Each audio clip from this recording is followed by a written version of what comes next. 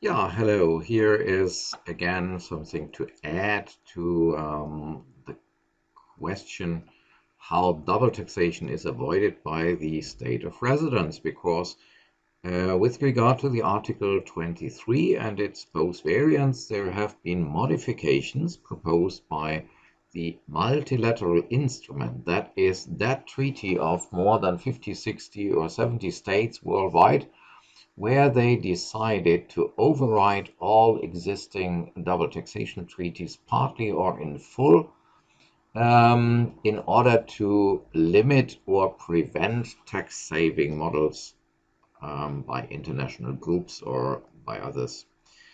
Now, as you know, in case of an international treaty, there is a special problem. You don't have a single court which is competent to make decisions for all parties who are member states of the contract, of the treaty. So the usual situation will be that you have an authority and later a court in state A, which interprets the treaty wording in a certain way. And if you end up there in the Supreme Court, the Supreme Court's decision stands and is regarded as the correct one in this country. Now, in the other country, it can happen that their Supreme Court says we interpret the wording of the treaty in a certain way, in a different way. It goes up the instances, ends up at the highest level. Supreme Court speaks, finds another interpretation. That interpretation will be in that state regarded as the one and only correct one.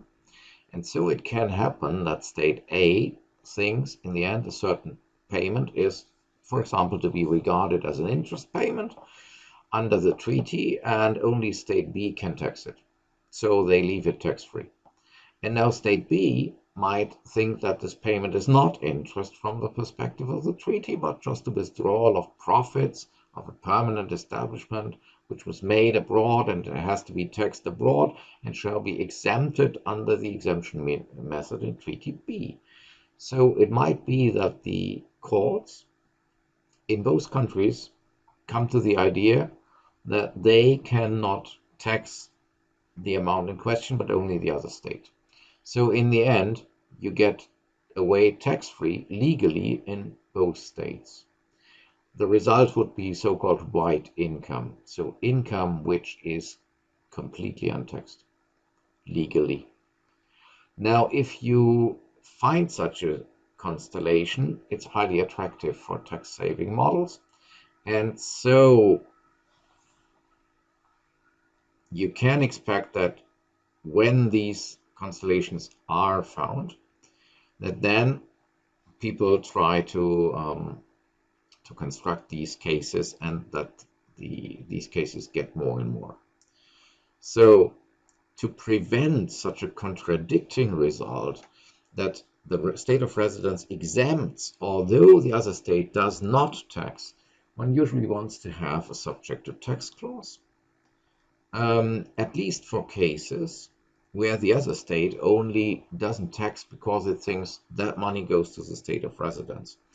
So such subject to tax clauses have not yet been implemented in all treaties worldwide, and so the OECD in the multilateral instrument said we now propose to give all member states of the MLI the right to add 3 additional clauses, or to choose between 3 additional clauses which they add to their exemption method articles.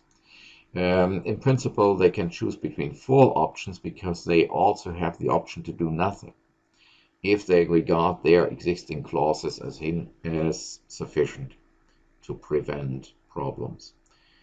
Option A would be the introduction of a general subject to tax clause, which is even wider than the existing one in 23A, paragraph 4, that in all cases where the state of source interprets the rules of the treaty in a way that it renounces on taxation of a certain income, the state of residence doesn't grant the exemption method, but applies only the credit method. The same option A also applies to cases where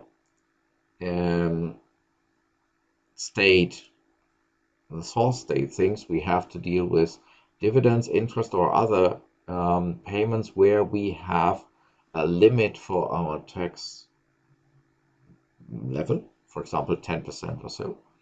And where then the state of residence thinks this is not a dividend, this is a profit from the other state, we have to leave it tax-free. So that in the end, nothing shall end up with a total tax burden of only 10 or 5% or so. So in that case, also option A says, in such a case where something is only taxed in a limited amount in the other state, in the state of origin, the state of residence should not exempt. That is option A. Option B would be if dividend income is let tax-free under the double taxation treaty in the hands of the recipient. That is usually or sometimes to be found when you have a major participation where a holding holds a major participation in a subsidiary in the other country. That this exemption for dividends is only granted if the dividend really was taxed or the underlying profit was really taxed at the level of the subsidiary in the country of origin. So what should be avoided under all circumstances is that, for example, the state of the subsidiary regards a payment as interest that lets it makes it deductible, whereas the state of the recipient thinks this is a dividend income and exempts it too.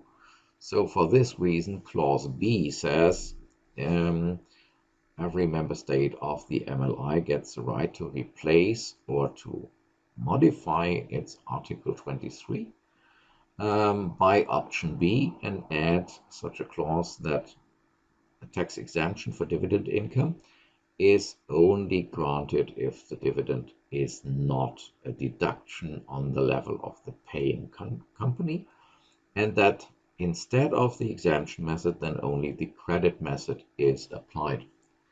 That could, for example, have an importance if you, as the state of the subsidiary, think that payment is an interest. It might be that you take a withholding tax on the interest payment, the so-called, and then it should be guaranteed that when the other state taxes the dividend from its perspective, the withholding tax taken in the source state, because they think it's an interest payment, should be credited to that tax. Okay. And option C is the most radical one, to abolish the exemption method completely and to turn over to the application of the credit method. This solution, by the way, is regarded as so fundamental that this is a solution to which the state, the other contracting state, can oppose itself and object. So there the other state must consent if they do not also apply option C. Yeah? So between these options, every MLI state can freely choose. They in principle do not need the consent of the other contracting state for the change, because we know in Article 23 we have different solutions in each state. Every state grants in principle that solution which in its tax system is the best imaginable one. And so if a state comes to the idea that for the avoidance of tax saving models, the present day solution is too favorable and must be cut down, then this is still in line with the basic ideas of international law and fits into the system of the double taxation treaties. You do not need the consent of the other state for that. So the only restriction was what I already mentioned. In the case where a state says we abolish exemption completely and replace it by the credit method, in that case, if the other state does not also apply the credit method, or make use of that option C. In that case, you need the consent of the other state for that change. Now, what does that bring along? That means that after the MLI has been ratified, and I think that is the case in most countries now, one will in the future have to always check the Article 23 in two steps. The first step will be, what does the article say in the text of the double taxation treaty as it has been concluded? And then the second testing step will be, has the text of this Article 23 for this state been overruled, overwritten, replaced, or modified by one of the options A, B, C by the state in question due to the options granted by the multilateral instrument. And if such a modification has taken place, that information can be obtained from a database of the OECD. By the way, for the perspective of Germany, the whole thing is probably not so important, because Germany is a state which has always implanted sufficient anti-emergency clauses for a long time already in its double taxation treaties, so Germany tends to not make use of any of the options A, B, C. But when you have a taxpayer who is resident in another country, it might be that you have to check if they have decided to override an existing Article 23 clause by such a modification. Okay, so that was a rather technical and modern remark on the newest legal developments. Probably you can forget this for a longer time until it becomes more relevant in practice, and then we shall in the next small video again turn to more basic stuff. Thanks for watching and goodbye.